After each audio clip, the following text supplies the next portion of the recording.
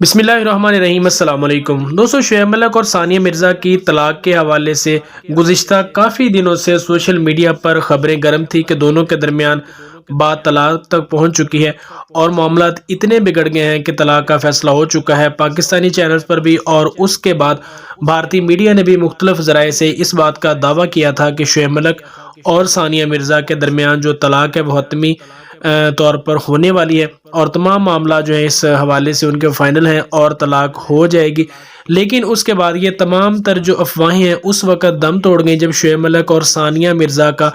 एक शो जो है वो ऑन एयर होने जा रहा है, द मिर्ज़ा मलिक शो। तो उर्दू फ्लेक्स एक चैनल है, वहाँ से ही ऑन एयर किया जाएगा और उस प्रोग्राम की जो कुछ पिक्चर्स हैं जब वो रिकॉर्ड किया जा रहा था तो सोशल मीडिया पर वायरल हुई। और उसके अलावा शुएब मलिक ने अपनी बेगम को जन्मदिन की मुबारकबाद भी दी। यानी वो तमाम तर बातें हैं जो सोशल मीडिया पर आई और इस हवाले से जो उनके रिश्ता ख़त्म होने का तासुर दिया जाता था उसने दम तोड़ दिया है। और अब उनका जो प्रोग्राम आ रहा है द मिर्ज़ा मलिक शो वो ऑन एयर होगा। और अब ये बात किसने फैलाई थी, इसकी वजह क्या थी, क्या ये शो की तरफ लोगों का रुझान दिलाना था और इस जोड़ी को और ज़्यादा फेमस करना था। मशहूर तो ये वैसे भी बहुत है